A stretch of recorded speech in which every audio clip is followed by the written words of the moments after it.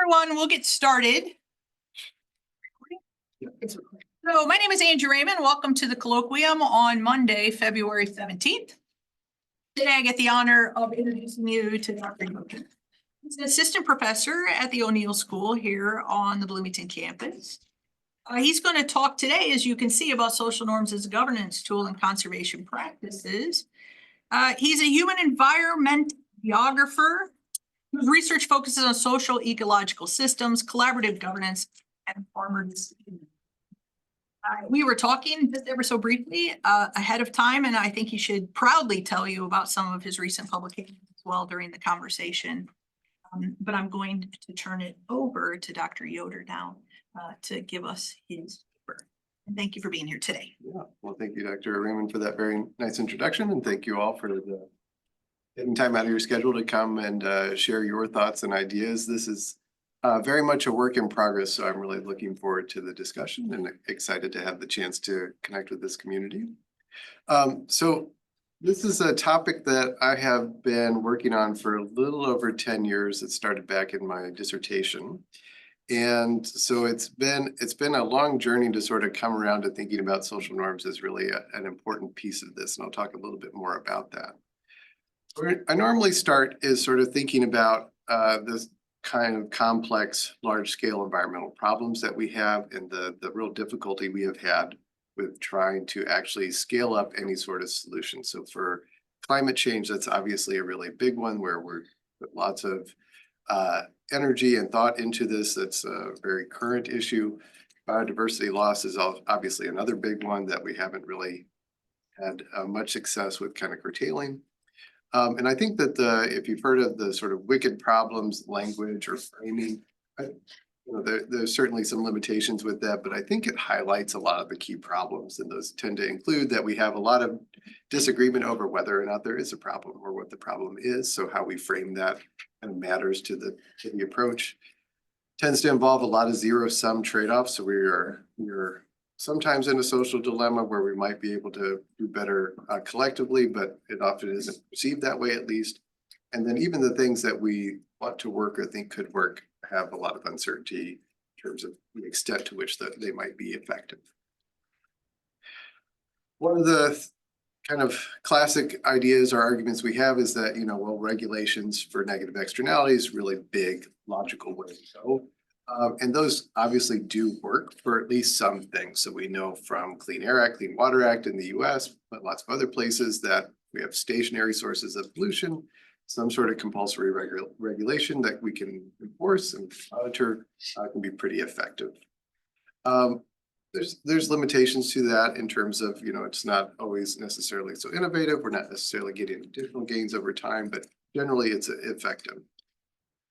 But we also have a lot of problems, and I think these wicked problems typify this, is that there are a lot more complex things going on. And so I've worked a lot in non-point source pollution or diffuse pollution from water pollution from farming.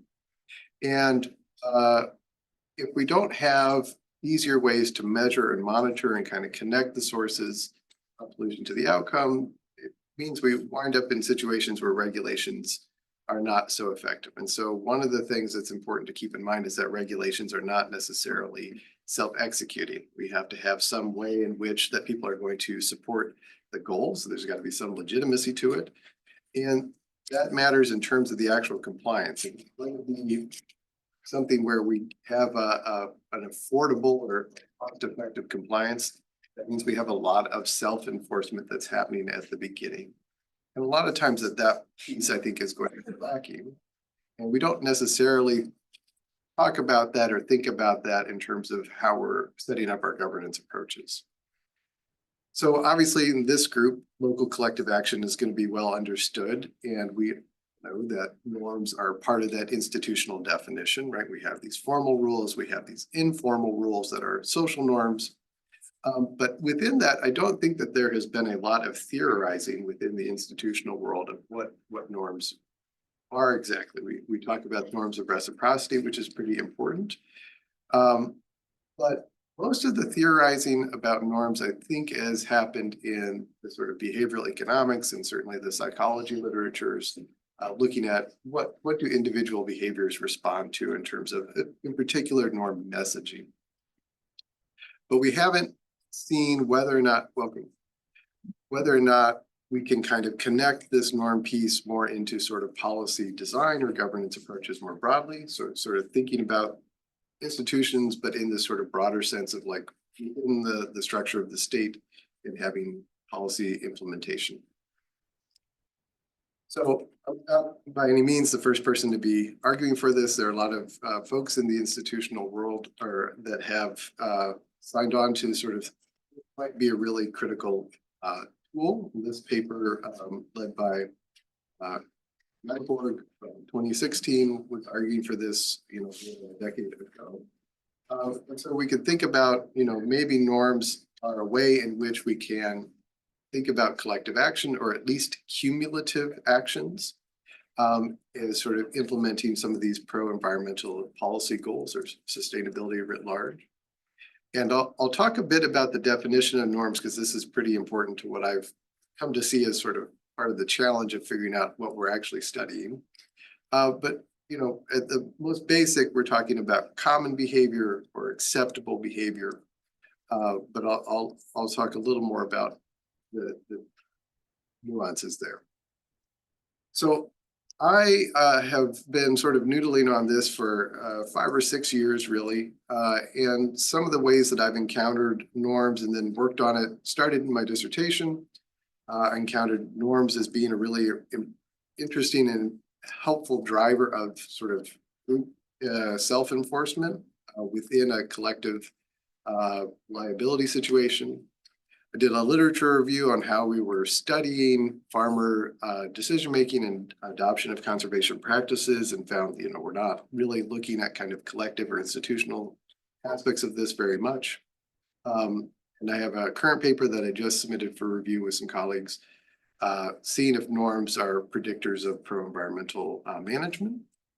And then lots and lots of anecdotal data from interviews and focus groups with farmers where I'm asking various things. And so it feels to me like there's lots and lots of evidence that norms matter quite a lot. We haven't really been able to figure out how exactly to measure it well, for one, but two, to figure out kind of where in the process of collective action or policy support, we need to sort of think about this as well. So that's kind of where I'm at. And but I would welcome kind of conversation around, in addition to any other thoughts or questions you have at the end of this. So this is from my dissertation, and so this was sugarcane farmers in the headwaters of the Everglades. So it's their pollution that's causing some changes, water quality degradation to the Everglades ecosystem. There was a lawsuit and a consent decree, and you have in this situation, they didn't want a lot of regulators, so they said, like, we'll just agree to shared compliance so that you're not on our farms telling us what to do. And there were a lot of places where they could set up monitoring, so it's not a non-point source system in that way because there's a lot of ways to tell who's contributing various levels of pollution. And that's what all those black dots on the map represent. Those are all monitoring stations. Every farm, these are very large farms, you can tell what your contribution is. But just in kind of the classic sort of canonical Ostrom sense, we now see kind of each other's behavior in a way that we wouldn't have had it visible before. And so this is a quote that I think this was one of the things that really started me into thinking about social norms, was that the phosphorus reduction numbers have been good, but when the numbers look good, there was pride for the guys who had been improving water quality. But then there was a lot of peer pressure for everybody else to not be the bad guys. Because basically, under this system, if you didn't collectively meet your reduction limit, then everybody's sort of at risk. So in the practical sense, there's a bigger political argument going on here over Everglades restoration. So that's where the pressure is also coming from. But it was very interesting to see that, okay, it's actually facilitated a lot of knowledge transfer because they're talking to each other to figure out how to do this better. And that's a real contrast to how we do most farmer adoption and voluntary programs. We're not really incentivizing people to talk with each other and share information. So that this is a kind of, I think, a big piece. So this is a paper that just submitted for review on Friday. I've been working on it for a couple of years. We collected this data back in 2022, I think. We're looking at whether different types of norms matter to different types of practices. And so our thinking here was actually to look at types of conservation relevant practices that are sort of in flux. So no-till is an example of a practice that's pretty well established. So there's not a big trend of increasing or decreasing use. It's sort of a slow increasing use. Cover crops, much more recent, much more rapid increase in people using it. So people are noticing that that's becoming more common. And then fall application of nitrogen fertilizer is something that's being increasingly discouraged. So this fall application is likely to cause water quality harms. So discouraging it, lower adoption is also a potential trend here, at least in terms of awareness of what officials are arguing for. So we're thinking these different directions of these trends might help us detect whether there's different types of normative pressure. So we looked at 3 types of norms, and again, I'll get into the details of this in a bit. But so descriptive norm, common behavior, that's statistically significant for 2 of these practices, the fertilizer application and also no-till. An injunctive norm is a socially acceptable practice, and we found it correlated with fall and application as well. And then a dynamic norm is awareness that the norms are changing. So we measured this in different ways, but we see that with cover crops, there was recognition, okay, at least it's becoming more common. And so at a minimum, I won't get into this paper, but at a minimum, it suggests that different types of norms, if we can think about what situations they're relevant for, we might be able to detect their effects. And so that it gives some more importance to the fact that we should really be looking at this. And we've only done this in a pretty narrow way. So that was kind of my background on like why I think norms are interesting and important to study. I'll get next into some of these definitions and kind of how different researchers have conceptualized them. Then talk about what do we know from the literature on farmer decision-making, conservation practice adoption, how are norms even thought about in this research? And then I'm going to offer kind of my take on where I think norms might matter as interventions, as kind of these governance tools within our existing policy world, and then a little bit on kind of where to go after that. So in terms of concepts and definitions, so there's kind of like 3 different axes that I've observed, and that this is work in progress, so there may be other ways to think about this that I haven't picked up on yet. But there's sort of the common versus appropriate. Then there's also, is it static or changing? And then lastly, is it just perception, or are we measuring what's actually actual behavior? So within the psychology literature, this is where this dichotomy between descriptive norms and injunctive norms are coming up a lot. And so there's some limitations to this, but the idea is, okay, if it's just a common behavior, then it's a descriptive norm. We might be imitating it, and that's why it matters in terms of adoption. Injunctive norm is, do we think this is socially acceptable or not? So if you're not using a coaster in the Ostrom Colloquium, right, somebody might offer you kindly a coaster, make sure that you're following along with what standard practice is. And the difference with injunctive norms is that there's usually some sort of enforcement mechanism. So it may just be all of our perceptions leads to self-enforcement, but it might be that a very small minority of people just have to offer some form of criticism. And so enforcement can range really dramatically from very, very mild, so just like, critical comment, or awareness that other people are talking about people who are not conforming behind their back, right? So you hear that. Or it could be really direct, or it could be even violence in some cases. Second set is to think about, and this is more recent, this idea that there are dynamic norms and we should be thinking about how do we explain why norms change. And so it's not clear to me yet from the few studies using dynamic norms if they care about the distinction in psychology of descriptive versus injunctive. That could be either or dynamic or either or static. But it is valuable because we need an explanation for why norms change. We have some decent theorizing on that, but we're not doing much looking at it. We're not really examining it. And then the last thing is we do a lot of stuff that measures perceptions, because obviously with surveys, that's much easier than to go around and actually observe behavior. So within this world that I'm working in, so in other areas, might be much easier to measure behavior, but maybe not to match that up to perception as often. Subjective norm is the term that comes up a lot. This is out of the theory of planned behavior. And here again, I think typically it more often aligns with injunctive norms because it's about support or opposition to what people think you should do, but it's not necessarily expressly clarified in many of those studies. So we don't necessarily know what researchers are expecting when they use the subjective norm term, because it doesn't match up perfectly with the psychology and behavioral economics. But I should add one last thing, is that there have been a number of studies of theory of planned behavior finding that the subjective norm is a relatively weak predictor of intention to do something relative to attitudes. But the critique of that has been that when it's been measured in some ways, we're not looking at a reference group. So who might help activate this social norm so that I actually care about it?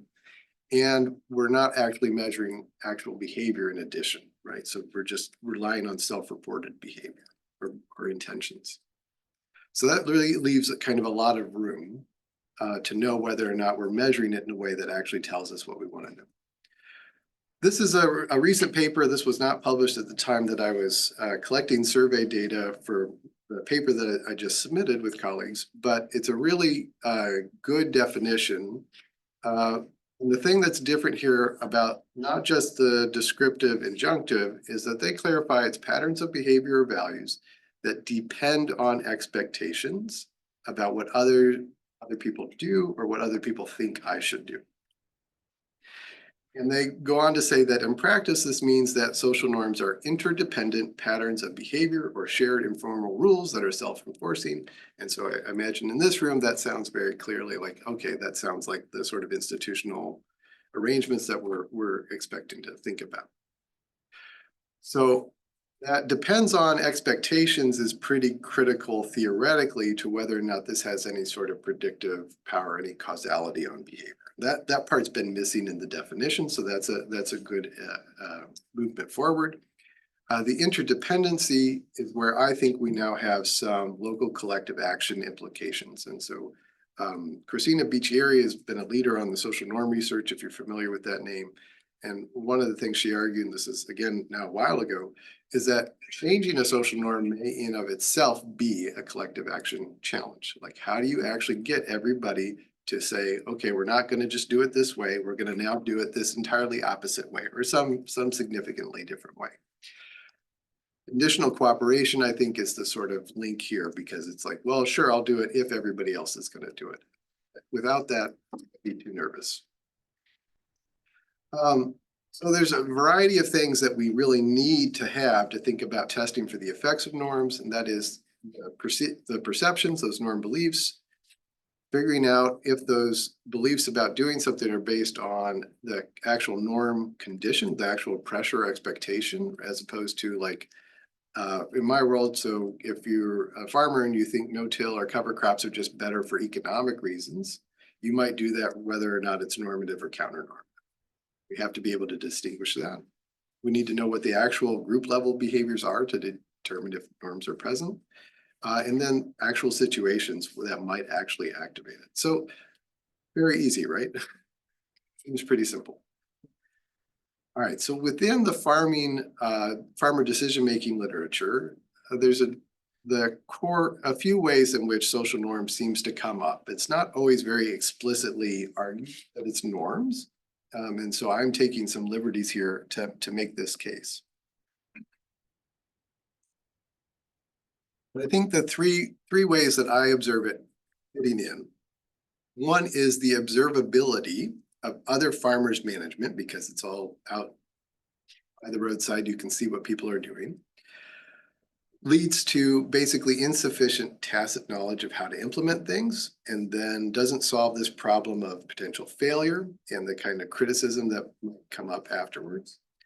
Two is this sort of long-term changes in the status quo is a collective action challenge that moves very, very slowly because we're not intentionally trying to solve it. And then our policy incentives that exist really shape kind of our default conditions. So what those expectations that farmers should do are really informed by the way policies are structured and what incentives come around with that. So the observability is sort of this starting point for thinking about norms, at least from my perspective. So there's a whole paper now called Seeing Through the Good Farmer's Eyes by Burton a long time ago. And he doesn't actually use the norm language at all here. He talks a lot about farmer identity, sort of the good farmer identity. But the thing he observes that's so powerful here is that farmers can easily see what other farmers are doing for the most part, not every decision. But in addition to that, then they cast some sort of judgment on whether it's good or not good, or there's sort of a common sense agriculture that forms over time based on what practices are seen to be good or bad or effective.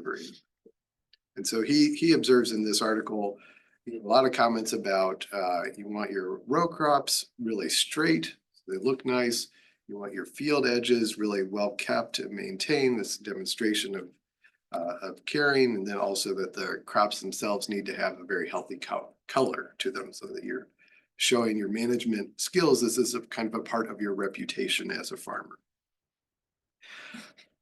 That contrasts our traditional idea of this in this literature, which is based on Rogers' diffusion of innovations. That certainly goes way beyond farming, but it started actually in farming.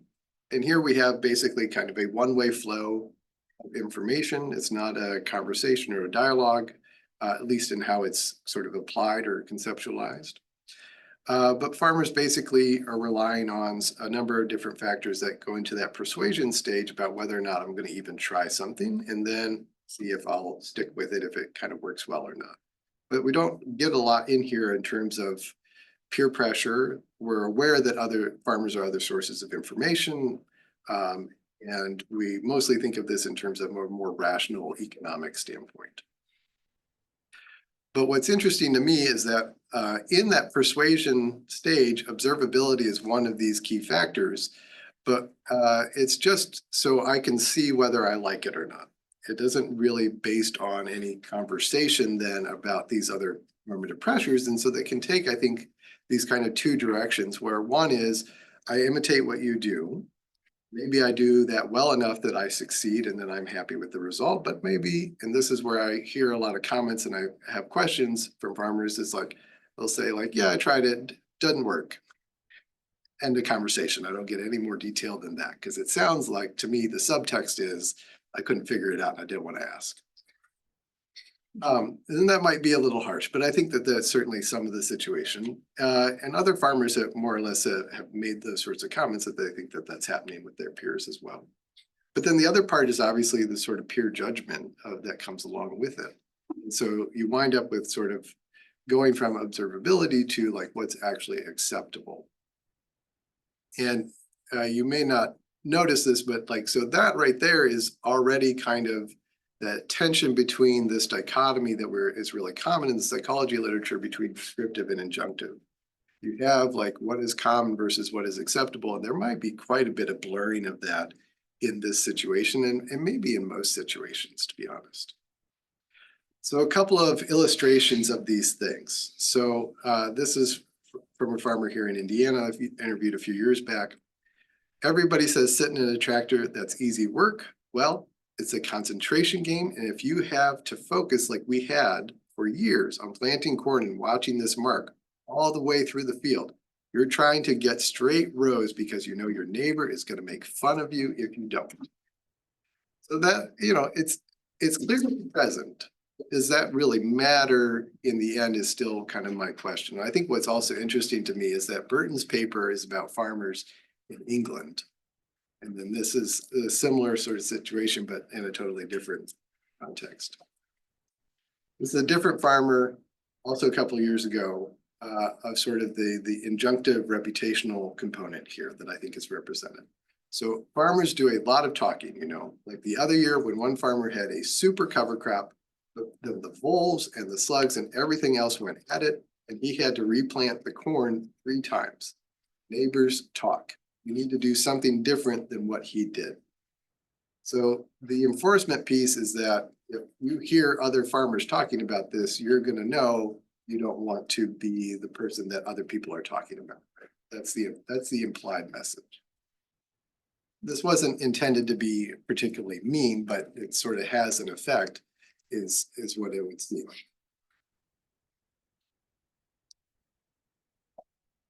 So other research has found that farmers are not, at least here in the Midwest, are not spending much time talking with each other about conservation practices. So that means if we're basically starting with, we observe things, try it out on our own, don't talk about it, we're nervous about it being criticized, we're not necessarily going to go very far with that. We're not going to stick on the learning curve because we might be afraid of that judgment that comes. And so that could be then we're abandoning this process before we ever really get going with it. So that's, I would argue theoretically, kind of the biggest argument for why social norms might matter in farming. But this is more hypothetical than we have a consensus around anything. Overcoming the status quo as a collective action problem is another big challenge. So you have some farmers that are going to behave counter-normatively. They're going to try new things because they're interested in it. They're not particularly worried about the judgment, or at least not enough. A standard sort of extension or conservation advisor approach is to find a quote lead farmer to try out new practices. And the very explicit idea here is that you find somebody who's well respected. It's somebody who is successful, that is the good farmer, and that you're using essentially the halo effect then to get other people curious about it. It's like, well, if he thinks it's a good idea, then, you know, and he's very successful, then maybe I'll do that too. So here's an example, a couple of things here that I think are interesting. So this is Practical Farmers of Iowa campaign for cover crops. And so they're drawing on this notion of like, obviously you wouldn't want to farm naked. That's essentially what you're doing to your fields. If you harvest your crop and then you don't have any other sort of vegetation there during the off season. So there's a lot more research now. We understand much better from an agroecological perspective how important it is to have non-cash crops, legumes in particular, you know, to help with soil biodiversity. But you know, it's also kind of just a clever saying, right? Like it's sort of gets your attention in a way that it can fight some of the convention. I think also the fact that this farmer organization chose the word practical, with practical farmers. That's very much a normative intervention in my mind of like, you can't, you know, in this context, it was the hippie farmers of Iowa. You're not going to get listened to probably as much. Same as the farmers that refuse to listen of Iowa, also not going to get much play. The downside is this process, while it does lead to some innovations, it's pretty slow. So no-till. So this is, instead of plowing up your soils, you're using very minimal soil disturbance, so very good for soil health, soil ecosystems. But this started in the 1960s. USDA does the Census of Agriculture every 5 years. The 2017 census was 2 censuses ago. Show that it's now a plurality. This is no-till is the largest form of tillage. Conservation tillage, so it's minimal disturbance, is the second most. And then conventional tillage, which is plowing as the most disturbance, is the third now. So that has just switched, where conventional tillage was still the most common in 2012, which is what this figure shows. So it's it does change, but like the rate of change is very different. And I would suspect that social norms, if there are social norm interventions, maybe we accelerate or decelerate these rates of change based on that. And then policy incentives as the third issue here. where prescriptive approaches have been found in the literature to really discourage farmers because they want to show sort of their own skills as farmers to other farmers. So if we take the observability argument seriously, that's where this is kind of coming out of.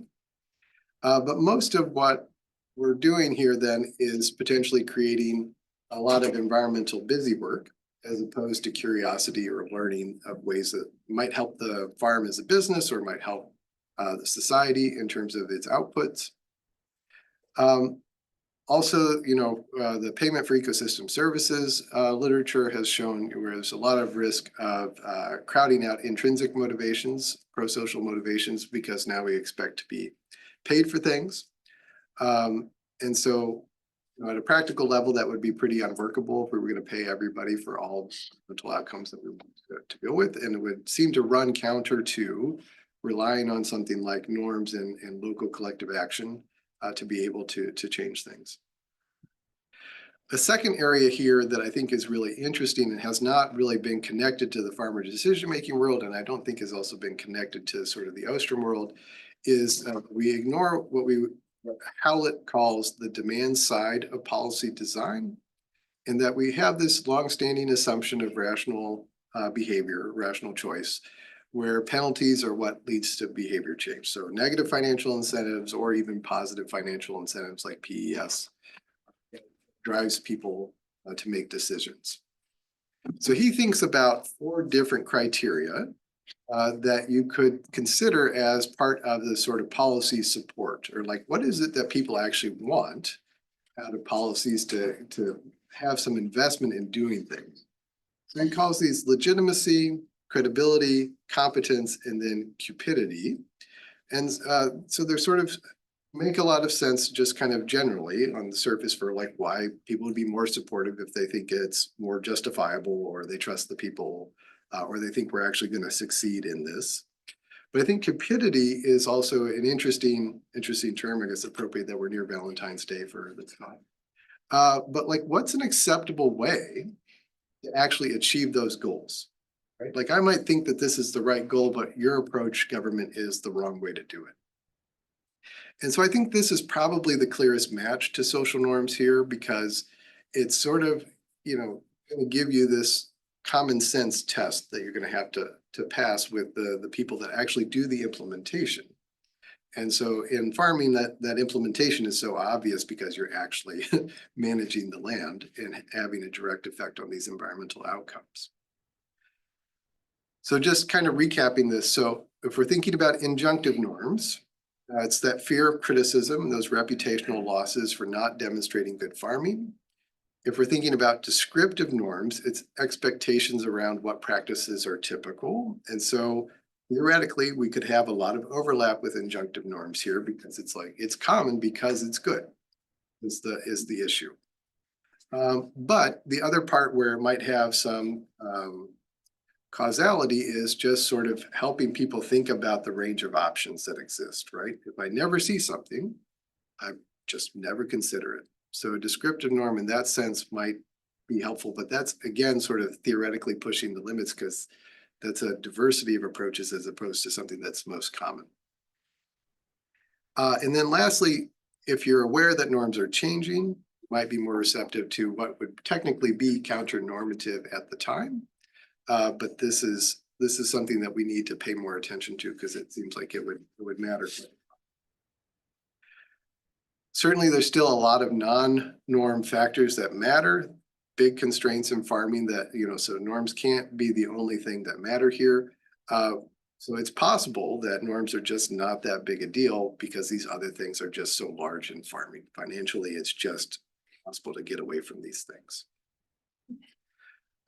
So I suspect that norms still matter a lot, but I'm very curious of whether they matter directly on the adoption part or if it's more about thinking about how it weaves itself into different parts of the process, right? It may not be the end part of it that matters, but looking for different ways in which the interventions might shape what kind of learning is happening or what kinds of considerations are being made.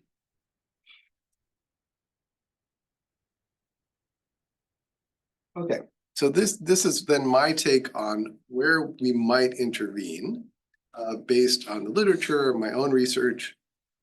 And does that give us this chance to sort of scale up the adoption of pro-environmental management practices? So I think about three types of interventions here. So knowledge co-production, the demand side of policy design, and then also something I haven't mentioned yet, which is this idea of cross-compliance.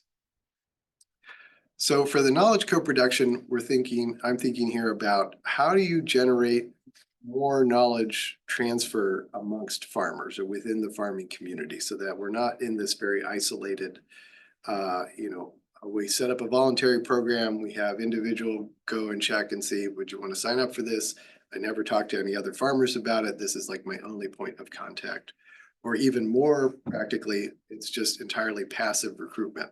So farmers have to seek it out, and they're hearing all sorts of other things that are not about conservation that take up their time and energy.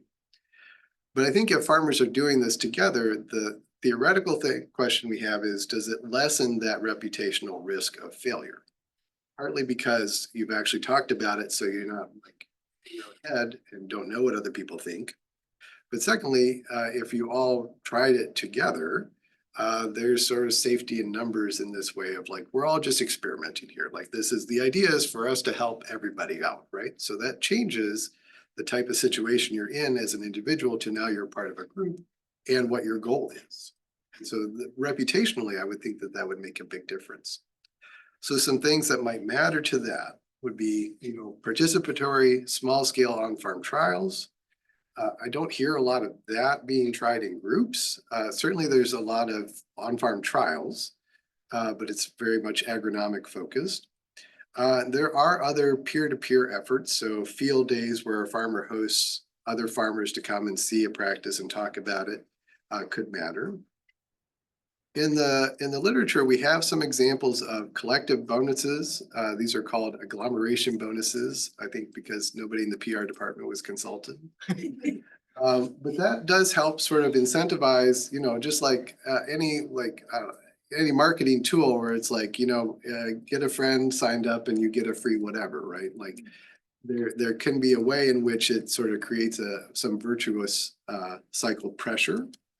And then lastly, there's some studies that follow the psychology and economics literature doing messaging treatments to show that actually if we frame it in a certain way that says everybody thinks this is good, you do see some uptick in what people at least report on those surveys. So I think it's probably a weak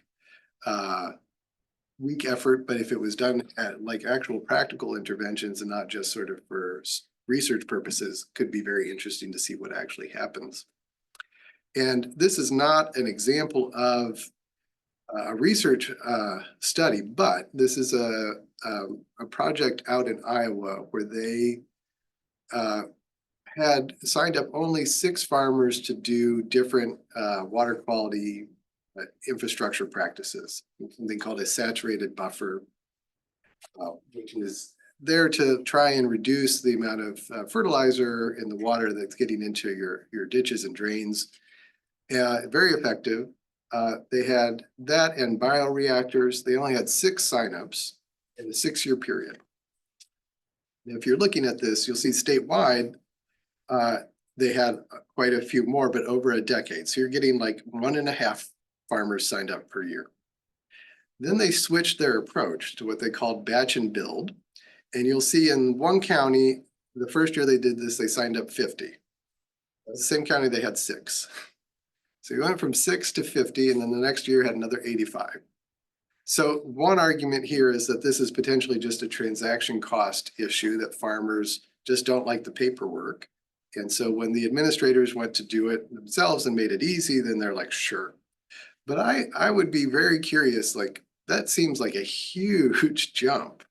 That's an order, not an order of magnitude, but like from 6 to 50 is pretty dramatic. And then another 80 the following year. So it's possible that something like, having farmers sign up together changes that dynamic. The demand side, I think, has also been mostly neglected in how we set up these voluntary programs. what we do see in the literature is that when you devolve, any of the implementation to a farmer group or at least a trusted intermediary tends to be pretty effective in getting the actual environmental outcomes that you want. Again, I doubt that's very surprising in this room.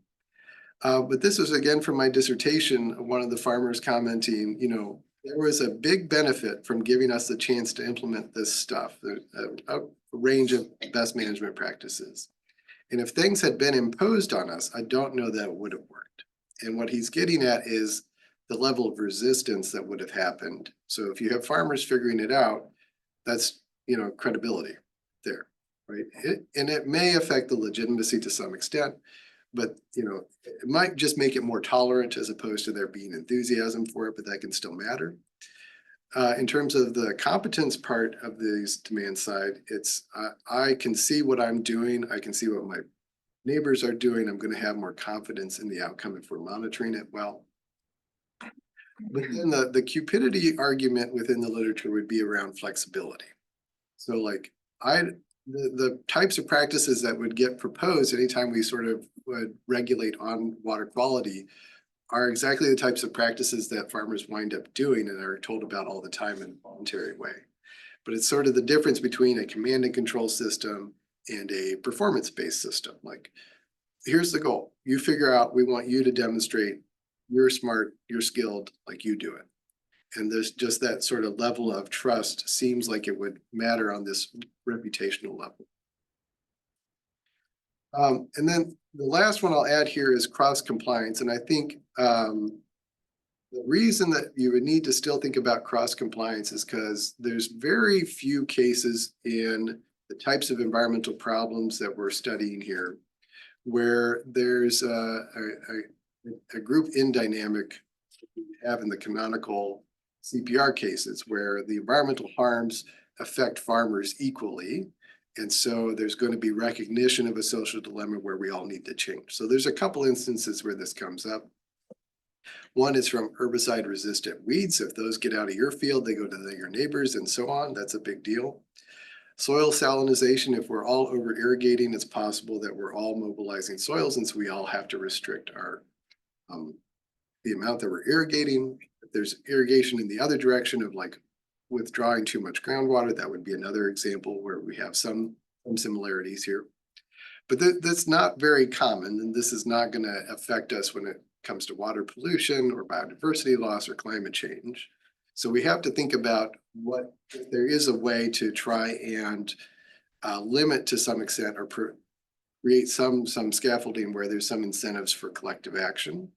And so I think cross compliance, so you're tying eligibility for subsidies to either requiring people to do something or prohibiting them from doing something, might help shift some of those descriptive norms. So under the Common Agricultural Policy in the EU, cross compliance is like the very strong baseline. They have a series of like 9 different good agricultural environmental conditions that you have to meet. Very little amount of research on that in the US, but the little bit that's there suggests, farmers have mostly accepted the small cross compliance that exists. And so it's possible that you could build on that without it running afoul too much of sort of the legitimacy of those demand side factors. I think what's also interesting and hasn't really been discussed to what I've seen is that cross compliance doesn't have to mandate only that you do certain practices. It could mandate a process for learning.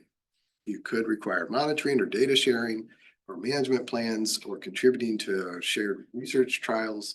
Like there could be other ways that you could trade eligibility for things that farmers also could see an obvious benefit in doing, but that would be a lot more beneficial if we do it at scale.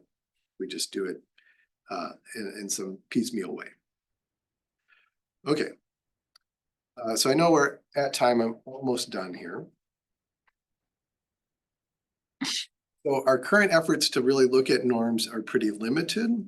And so I think we need to really study more the potential alignment or misalignment of norms with how we do existing programs.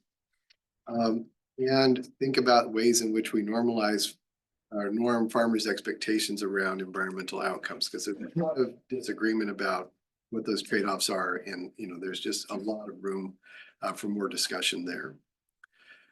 So lastly, in terms of big conclusions, so far we study norms way too narrowly within the farmer adoption literature. A lot of evidence that peer pressure matters, and that environmental programs are not tailored to that.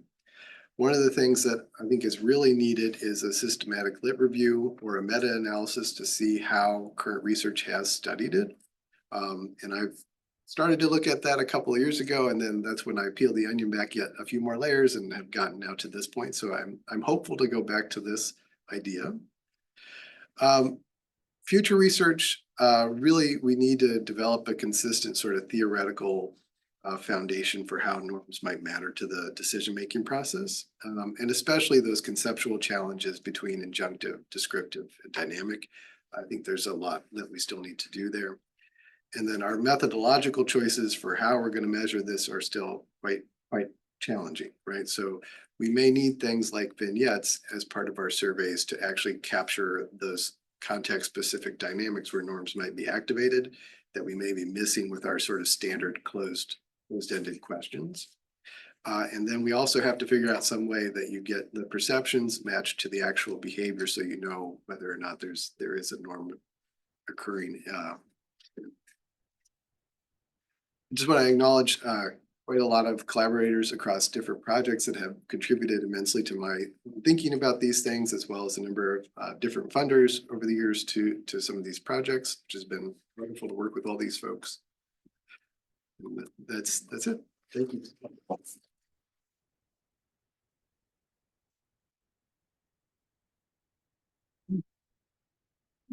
We start with students. Did I stop the share on this as well? Yeah, it's probably better. It's up to you. I can see people as well. Let's stop the share. Thank you. So, Professor, thank you very much for your presentation. I like it very much. So, my question might be a little bit public, but I wonder if you explain a little bit more about your research method, like how did you approach those farmers? And you said you asked them to self-report, like how did they adopt those social norms? Did you like print out paper questionnaire or what kind of method you did that? Yeah, just curious about that. So for my dissertation and another publication, it was just interviews. So just semi-structured interviews with kind of long discussions and then qualitative coding to determinations on what is norm or not norm. With the survey for the paper that just got submitted, it just closed-ended questions. So the descriptive norm was asking their perception about whether these practices were common, and sort of just a range from like not at all to almost everybody. For injunctive norm, it's a battery of questions around, do different groups kind of support or oppose if you do this practice? So like family, neighbors, agronomists, extension, that sort of thing. And then for the dynamic norm, we're just asking them if practices had become more or less common over the past 5 years. So that's what we're going on to get those statistical correlations. We're not doing the vignettes, so we're not seeing necessarily for activating norms here. So it's a pretty open question if we're potentially missing something. I think the fact that they were statistically significant is still interesting and suggests we're hitting on something. Did I answer your question? Yeah. And sorry, a follow-up question. Do you know about like the demographics of those participants, like their age, and most of them are male farmers, or also a number of female farmers there? Yeah, this is in the US, so it's in Illinois, Indiana, Pennsylvania, and Maryland. We're very interested in cover cropping, so we're looking at the differences there. Overwhelmingly male responded to us, and overwhelmingly adopters of the conservation practices too. They're a wide range in ages, but the mean was mid-late 60s, so right around what USDA's census data would say is common in these areas. Thanks very much. I obviously have a keen interest in the topic.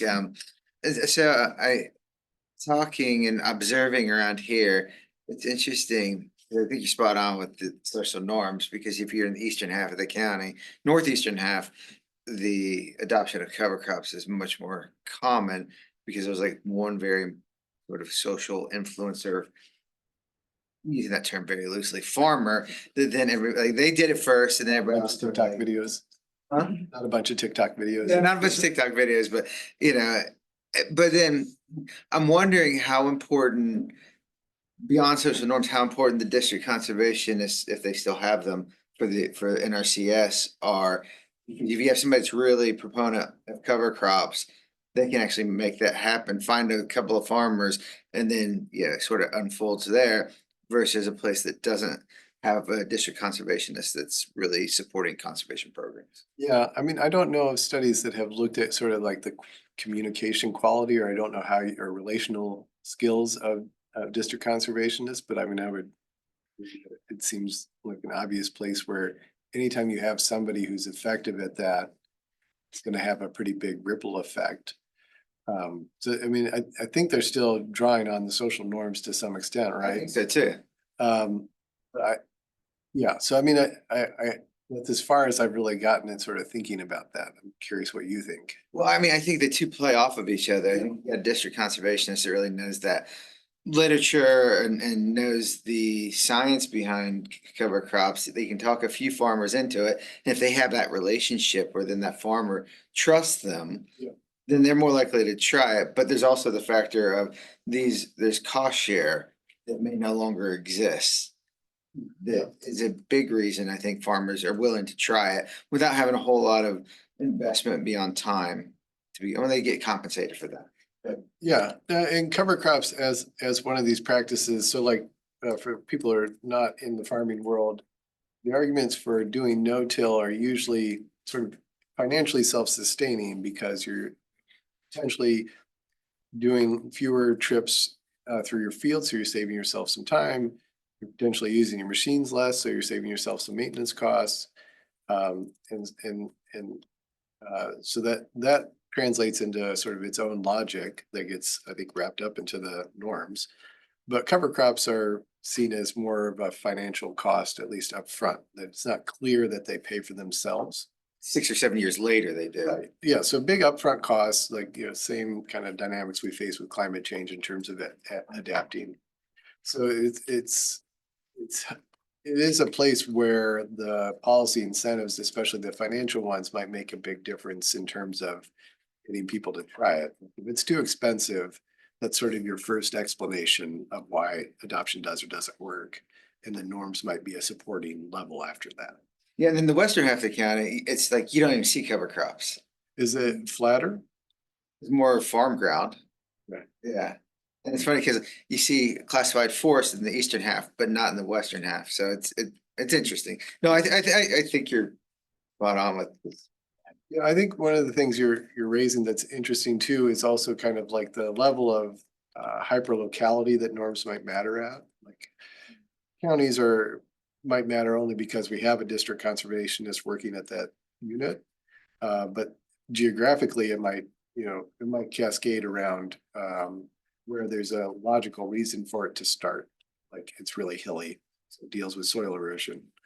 As opposed to like starting it in the place where it's got the least amount of demand side legitimacy or competent sort of support for doing it. Yeah, and sorry, by the way, when I tried to pull up the Zoom meeting on my phone at the same time to see what questions were happening, you started hearing yourself in the background. So that was me. I apologize. Thank you, Landon. We have a couple questions online here and I don't want to get far away from statements. Are you aware of studies that did a survey or uncover or measure norms in city? There are a few that are looking at sort of social influence. I don't know if they use the norms language, but certainly there's a good bit out there about kind of peer influence. And so like, do people at a group level follow each other? If you have the paper that I wrote up, there's a spot where I list a number of those studies. And I could follow up afterwards. I don't have them memorized off the top of my head. Yeah. And then one more, how are environments or circumstances with significant normative disruption or lack of clear hierarchy navigating norm restoration or adaptation? I don't know the answer to that. Okay. I think that's a great question. And I think you would, judging from my dissertation, what happened there is you had a lawsuit that really disrupted the status quo. And, fairly predictably, there was, the response was a lot of anger. And a lot of uncertainty and fear over what would happen. So honestly, in that case, the way that norms came about was because of their collective response to that situation, needing to figure it out. They had, research scientists, they had an extension station in that area that could help them and had been doing a lot of research on like what was driving the problem. So they had people who were experts in, there to give them advice that they felt they could trust. And so in the end, like the thing they did was just to kind of reduce how quickly they would drain their canals, because they're just, phosphorus is attached to soils. So if you're moving a lot of sediment, causing a lot of water quality impairments, is a fairly simple fix around soil erosion and sediment transport. But a lot of anger and frustration to get to that conclusion and to convince each other that that's the way to go. Dan? Yeah, so I assume you know Bob Ellickson's work or Without Law. I do not. You know. So he was studying social norms among the cattle ranchers in Shasta County, California, this back in the 1980s, even 70s. And so that would be a book I would heartily recommend. I would recommend to a lesser extent a paper I wrote for the Journal of Institutional Economics, published in 2015, on laws, norms, laws and social norms in the IAD framework. The distinction between descriptive and injunctive norms is interesting because it seems that descriptive norms strike me as being observed patterns of behavior, which may indeed be based on social norms, but not necessarily. It could be simply based on rational response to markets, or unless we want to call everything a social, rational response to markets is a social norm, which is indeed plausible. But sort of as a matter of institutional analysis, right? If we're thinking of norms as institutions, that they almost have to have that or else element to them, right, as the institutional grammar suggests.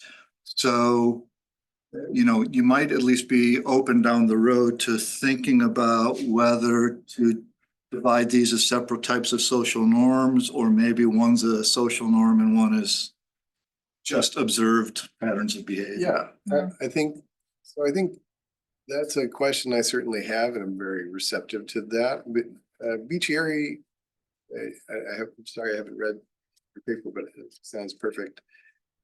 Thinks about conditionality. Yeah. She also is interesting, doesn't follow the descriptive injunctive dichotomy exactly the same. She points to what she calls social conventions. So, all of us driving on the right side of the road is a law, but it's also, if you didn't know it, you could observe that pattern of behavior and you'd probably follow along for the most part. And it's mutually reinforcing because we all kind of benefit from it in a basic way. And so she refers to injunctive as social norms and still uses descriptive norms some, but she mostly thinks about it, I think, sort of these social conventions, like that's when it matters practically to us. Yeah, the work is really good. Yeah. Yeah, but thank you for those recommendations. James asks, I was wondering, this is a little long, sorry. I was wondering if you looked at the role of local watersheds in promoting these norms. I know the Watershed Foundation, Upper Tippecanoe River Watershed, has done a lot of work, especially with promoting no-till. I've heard anecdotally that the halo influencer effect was effective. Yeah, I mean, I've mostly heard this anecdotally from the types of folks that would be doing similar types of work. But that's what the quote lead farmer is, that kind of influencer, and it is the halo effect. Borrowing on people's reputations to try and get people curious. So I think it is effective. I think the question is partly one of like how, that's going to be effective in that social network. So is that fast enough to make these changes, or are there other ways in which we could do policy design that might accelerate drawing on social norms or dealing with the kind of collective action dynamics where norm might be that we don't do no-till, because everybody knows, in some place that like, obviously you want to plow. That's the only way to do it, right? So like, how do you find out how many people are receptive? Like, how quickly is that going to move? Gustavo? So very interesting. Some comments about norms, and then more particular about the rural farming component. So traditionally, the idea is that norms could work as coordinating devices. Okay, so you have multiple equilibria, and then essentially norms help you coordinating one equilibrium. So I think, again, it's not clear to me how to match that idea with all the stuff that you presented, but it would be very interesting to do it in some way, okay? And then if you have a collective action problem, which is mainly like a coordination problem, you have the perfect environment in which this is the case. So if enough people collaborate or contribute, then it's successful, otherwise it's not. So you have, social norms that, good people contribute, essentially help you organize. So coordinating the good equilibrium, or in which collective action is successful, okay? So I think that connection, I think, would be interesting to make it. More specific to this case, I was thinking that this is part of the problem that essentially farmers are being bombarded by two types of programs, essentially. Ones in which I am offering something that is individually beneficial and also have an external positive environmental payoff, versus sometimes I'm bombarded by something that is beneficial, so individually costly, but I have an environmental positive externality for the rest. Yeah. And then suddenly, if I am bombarded by those things, I may start developing, kind of whatever it's. Maybe I start distrusting these things because, well, sometimes what they're asking me is to come up with a norm to support that something that will be a cost for me. Yep. So wouldn't be the best thing to learn from this literature is that the program should be very clear. When I'm coming here to ask you a favor, I'm recruiting you for the army. I'm very clear that you're going to war, but we need to do it. Or I'm going to offer you something that is individually beneficial. And hey, by the way, on top of this, there are some other external benefits so you are a good citizen because on top of that, you are contributing. And then separating those things might help solidifying good norms or, forming trust towards these programs. Maybe that's not the issue, I don't know.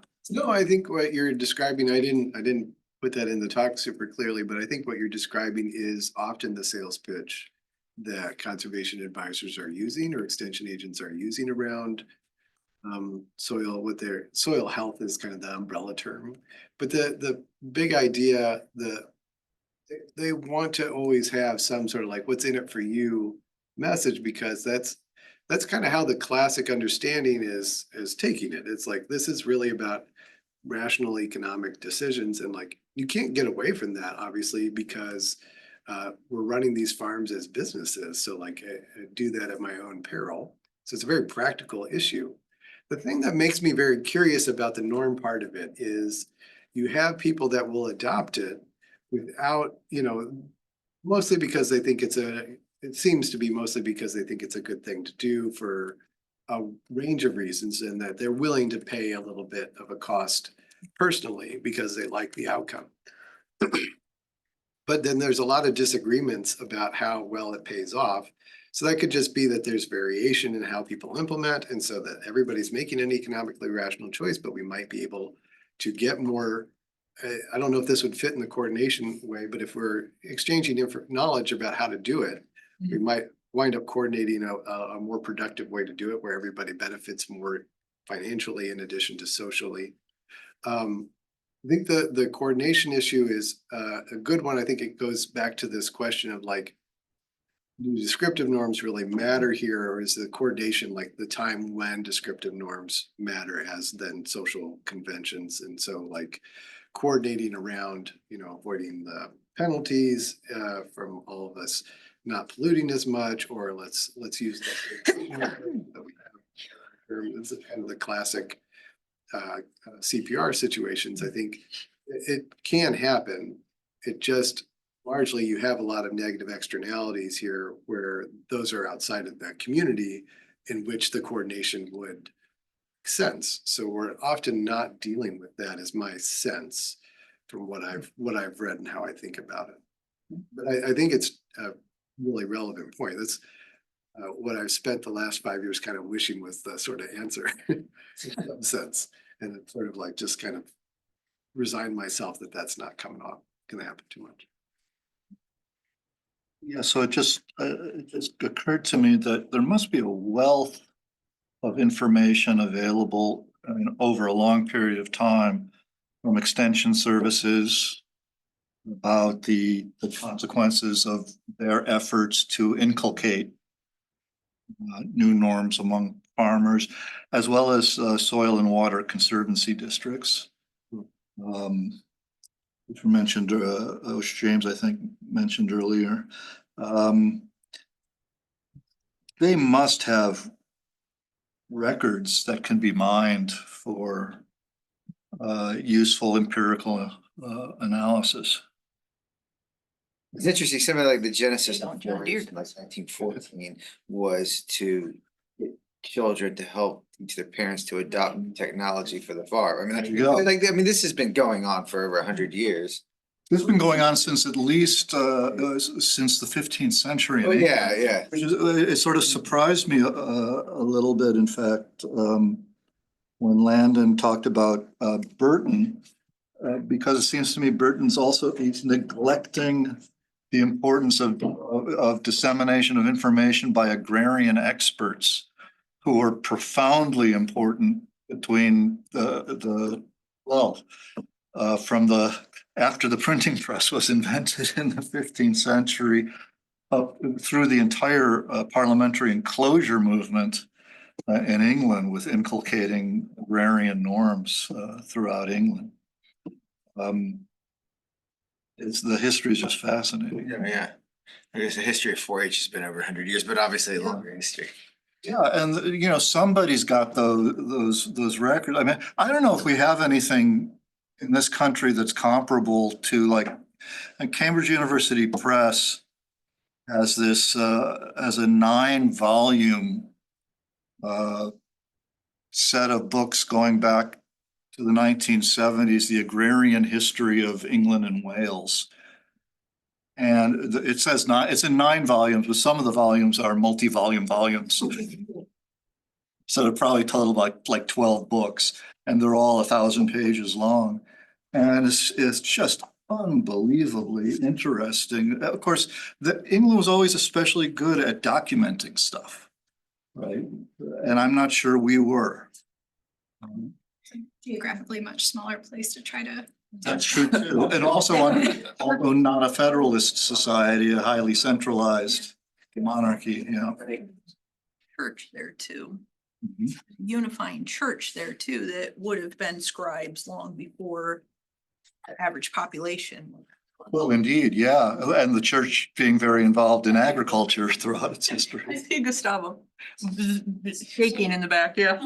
Something I think could be interesting is So I'm sure that, corporations trying to sell new seeds or new equipment, they also face similar issues, but probably there are also differences with programs run by extension agencies.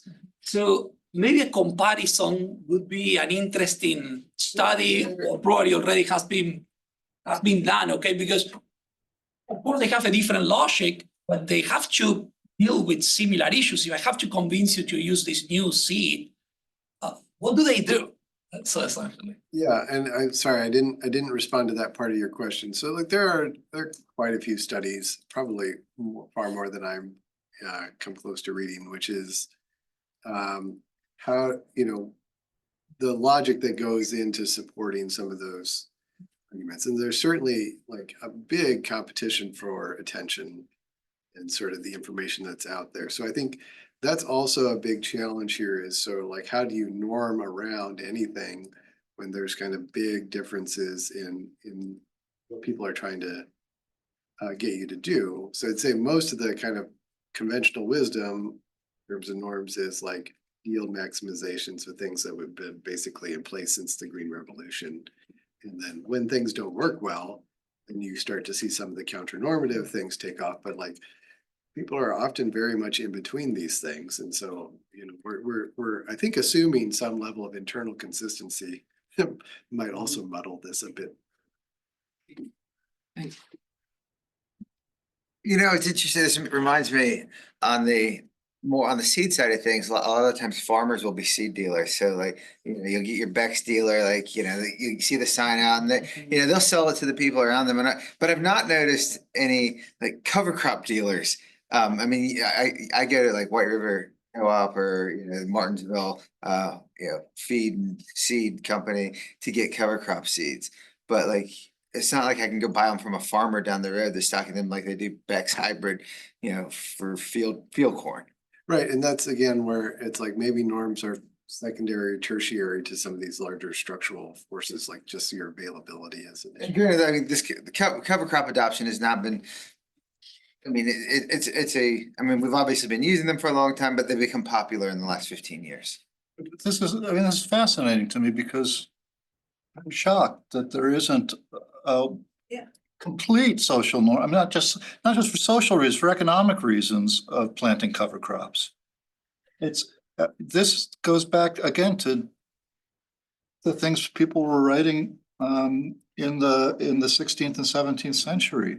This is where substituting synthetic fertilizer from the Haber-Bosch process has made it less necessary. I see. So it's There's a technological reason why you can't actually achieve the types of large grain yield. So this is not across all crops, right. but for corn, which is our major contributor, both nitrous oxide emissions and water quality degradation. I mean, we've decoupled the nitrogen cycle in such a way that the role cover crops played functionally have been replaced, and we have all sorts of problems that are associated with that. Except for the role of preventing soil erosion and that kind of thing. Well, no, you can combine no-till with lots of synthetic fertilizer and herbicides. Okay. So, I mean, it's a real mix. Like there's not a like a coherent bad guys and coherent good guys. So there's not a coherent norm. So it is a big fight on like what to do. And like there are just market pressures too that like prevent. So again, it's sort of like, I think the norms might matter most in sort of like the problem solving and also the problem raising. So like your what you think of as a problem is gonna, it's also who you're talking to. The role of subsidies. Yeah, which is Right, it's gonna farmers relate to those things. Yeah. Yeah. So I think.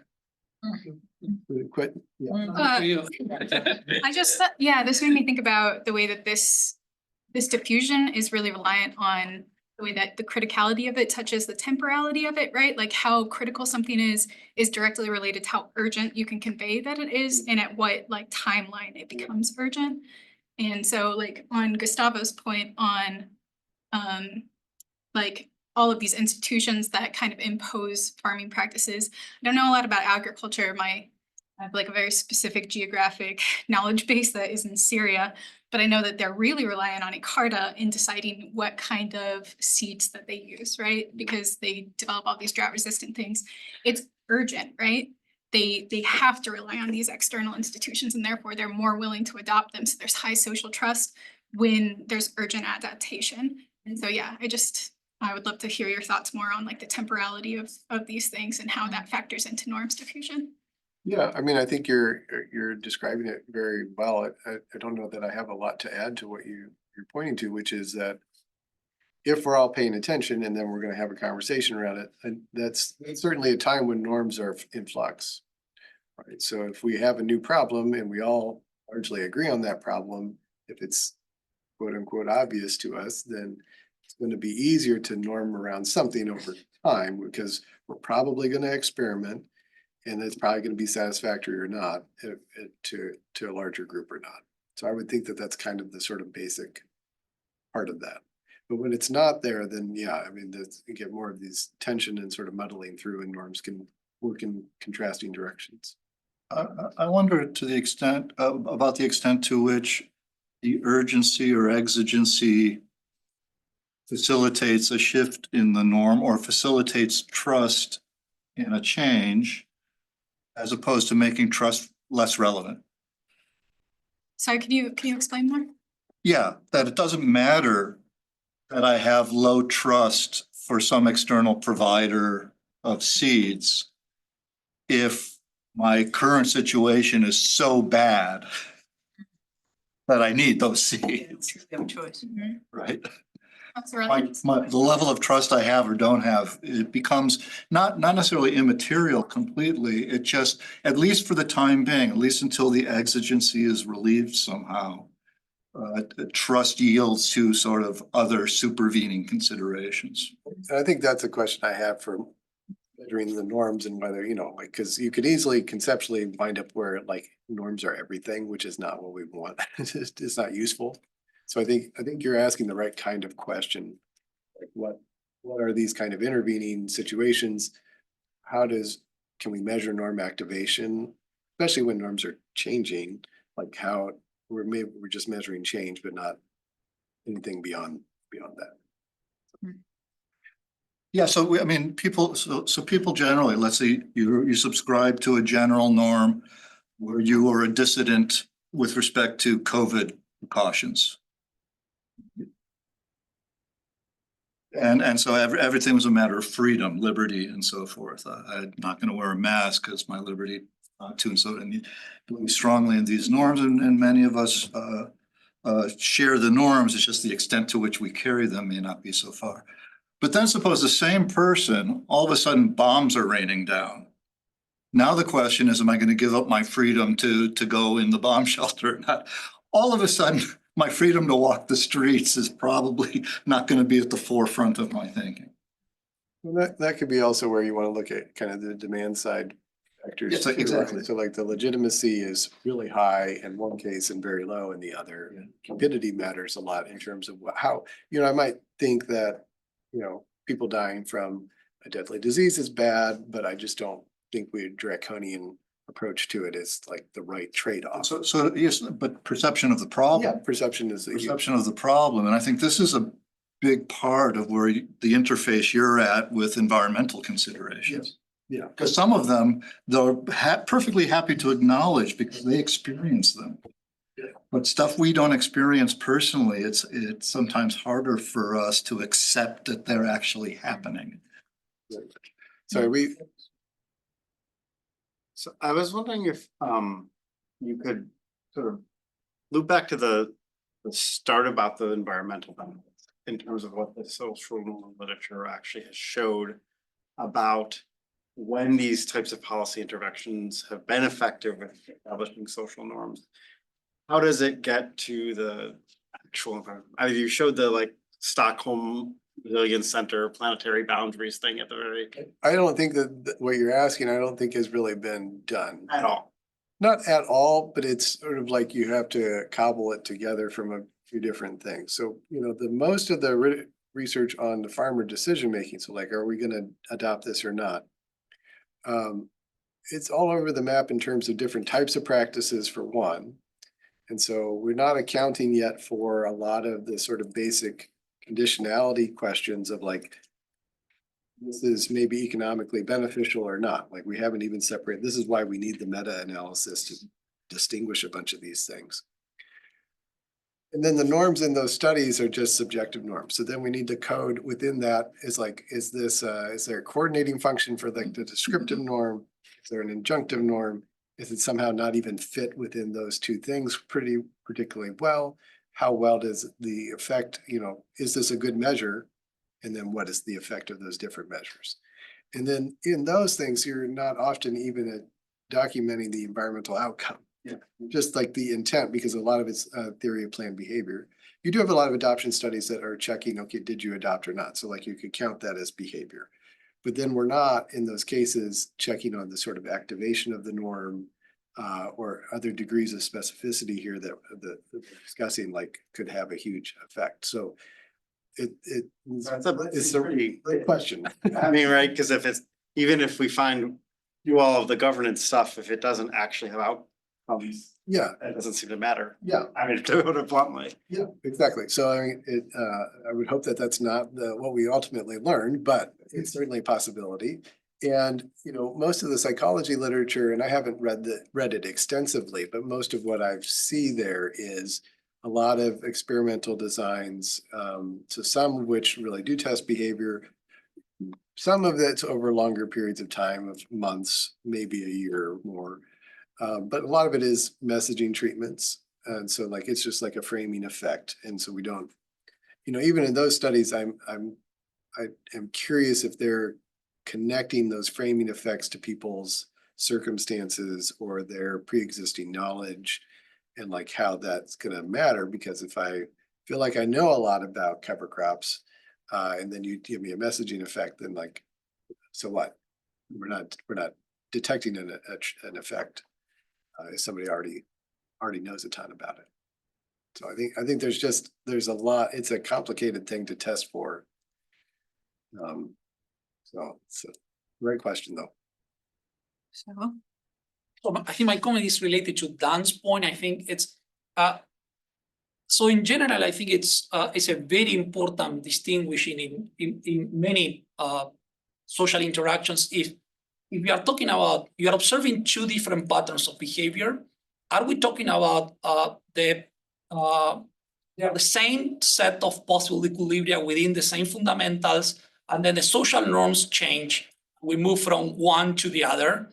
So versus we're observing a different pattern, but essentially we are living in a world in which there is only one possible equilibrium, but then some external forces change, and now we are moving from one equilibrium to the other one, okay? So distinguishing between these two stories usually is complicated in empirical cases, but it's fundamental because we are talking about two different, very, very different explanation of what is going on now. Yes. So if I had like a very large budget to do some sort of project, the case that I think fits what you're describing would be, and this is what we get anecdotally, is that there's some counties where you're getting very high cover cropping rates, upwards of 40% of the land area is getting into cover crops, and then other places where it's below 1%.